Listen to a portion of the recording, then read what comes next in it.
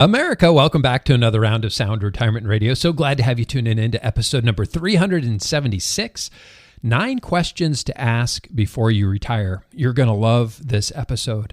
But before we get started, I always like to get the day started right 2 ways. And the first one is a verse from Matthew 6, verses 18 through 21.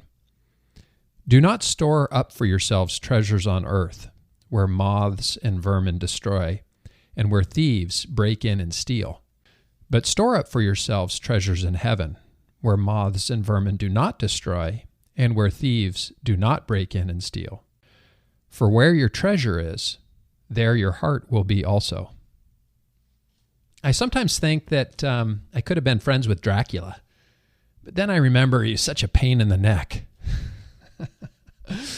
Before we get into today's show, I have a quick announcement. My investment firm, Parker Financial, we've experienced some pretty incredible growth the last few years. And as a result, late last year, I had decided to temporarily stop accepting any new clients so that we could get caught up on serving our existing clients and so that we could also hire some more people. Well, the good news is that starting April 1st, we will be accepting new clients again.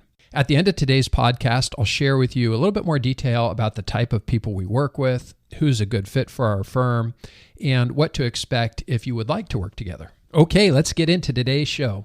When it comes to retirement planning, there's a lot of factors to consider. How much money do you need to retire? What will your monthly expenses be? How long will your retirement savings need to last? These are all important questions that need answers. In today's podcast, I'm going to share an in-depth guide on how to calculate how much money you need for retirement. I'm also going to discuss some of the common retirement myths and mistakes that people make when planning for their golden years. And if you want more information on anything discussed in today's episode, remember that you can visit soundretirementplanning.com. I always have articles, links, and resources there for your continued education and enjoyment. So the first question of the 9 is, when can I retire? The answer to this question depends on several factors. And first, let's look at when the average person retires. So according to a recent Gallup poll that was conducted in 2021, the average retirement age is now age 62. However, this doesn't mean that you have to retire at this age. You can retire earlier if you've saved enough, or if you want to, you can also retire later and continue working. The second question is, when should you retire? The most important factor in deciding when to retire is whether or not you have saved up enough.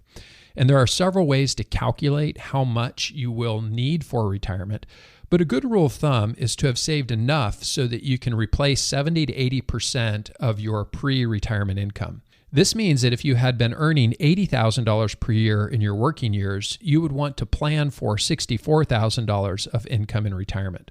The third question is how to figure out if you've saved enough. The easiest formula for deciding if you have saved enough is to calculate the gap between your guaranteed income and your retirement budget. For example, let's say you're going to have $30,000 per year of Social Security income, and you've calculated that your annual budget, your retirement budget, is going to require $60,000 per year. You would have a gap of $30,000. So the next thing you would do is you would take that gap number and multiply it by 25, and this would tell you if you've saved enough. So in this example, you would need $750,000 saved to have a comfortable retirement. This rule of 25 times your annual spending, or maybe we should say 25 times your portfolio withdrawals, is based on the Trinity study, which attempts to determine the safe withdrawal rates from investment portfolios. If you want more information on the Trinity study, just visit soundretirementplanning.com and click on episode number 376. Now that we know how to calculate how much money we need for retirement, let's look at some common mistakes that people make when planning for their retirement. One of the biggest mistakes is retiring too early, because the 4% rule, the assumption is that your money is going to need to last for a 30-year retirement. With people trying to retire earlier and with life expectancy rates rising, many of us can expect to live well into our 90s. And this means that we need to make sure our retirement savings will last 30 or 40 years or more. Another mistake is not having a plan for inflation. Over time, the cost of living will go up. Boy, we're experiencing that right now. And your retirement income needs to keep pace with inflation. One way to do this is by investing in things like real estate or stocks, which have the potential to increase in value over time. The next question is, how do you determine if you can afford to retire? The most important factor in deciding whether or not you can afford to retire is how much money you spend. Track your spending for a month or two and see where your money goes. Once you have a good idea of your monthly expenses, you can start to figure out how much you will need in retirement. Today, many banks and credit unions have apps that can help you track your spending. Quicken, Mint, YNAB, Dave Ramsey has a tool called Every Dollar.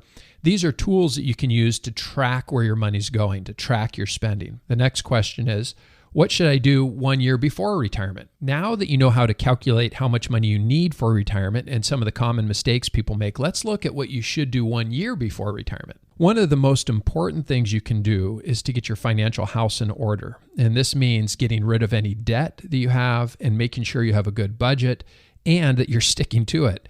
You know, having a budget that you don't stick to is pretty much worthless. Another important thing you can do is make sure that you have all of your ducks in a row with your retirement savings. And this means knowing how much you have saved and where it's invested. It also means having a good understanding of how the different types of retirement accounts work and if they are available to you.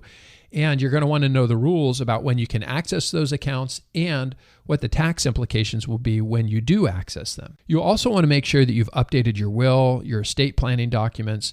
This includes things like your power of attorney, your healthcare directive, and make sure you get those beneficiary designations updated on all of your accounts. It's also important to think about how you spend your time in retirement. Many people find that they have more time on their hands once they retire, and this can be a good thing or a bad thing depending on how you look at it. It is important to have some hobbies and activities lined up that you can do in retirement, and this will help you stay active and avoid getting bored. How much have you saved? Do you have a 401k? Do you know how much is in it and what the rules are for withdrawing money from it? Do you have an IRA? What about a Roth IRA or an HSA? Consider all of the retirement savings accounts that you could access if you were required to do so. Consider not just your retirement accounts, but also all of the money that you have in the bank and things like brokerage accounts. The most frequent mistake is to include the value of your house in this calculation. While your house is certainly an asset to include in your net worth, it's not generally thought of as a liquid investment because you would need to either sell the house or take out a loan to access the equity to help you with all of your retirement living expenses. The next question you want to ask is, how long does your money need to last? And this is a question that you need to answer for yourself. It really depends on a number of factors, including how long you expect to live, how much money will you need to cover your expenses, and what kind of lifestyle you're going to want in retirement. Some people plan to retire later and may only need their savings to last 20 or 30 years. Other people plan to retire sooner and may need their savings to last 30 or 40 years or longer. The life expectancy calculator that was developed by the Social Security Administration is a decent place to start when trying to estimate your life expectancy, and we'll have a link to that in the show notes. Is it better to take Social Security at 62, 67, or 70? This is a question that many people ask, and there's no easy answer. The best answer for you will depend on several factors, including your age, your health, your marital status, and how much money you've saved for retirement. If you start taking Social Security at 62, you'll receive a reduced monthly benefit than if you had waited until your full retirement age. If you plan to live a long time and have a family history of longevity, you might want to postpone beginning Social Security until age 70 and accrue the delayed retirement credits. Your full retirement age is determined by the year you were born. If you were born from 1943 to 1954, your full retirement age is 66. The full retirement age increases gradually for those born between 1955 to 1960, and anyone born after 1960 has a full retirement age that's payable at age 67. If your full retirement age is 67 and you wait until 70 to start your benefit, you'll accrue an 8% increase in your retirement benefits for each year that you wait until age 70.